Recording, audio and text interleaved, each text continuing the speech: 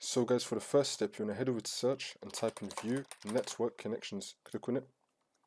And now once you're on this, you want to find your network adapter. You want to double click on it.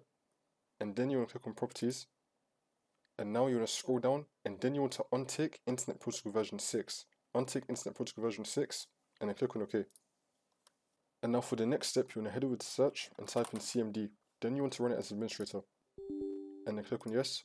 Now once you're on this, we're going to type in netsh space int space ip space reset and click on enter.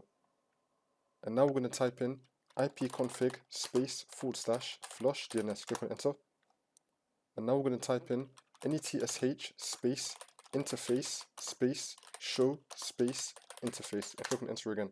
And now for the next step, you want to head over to search and type in network reset, click on it. And now once you're on this, you want to click on reset now, and then click on yes.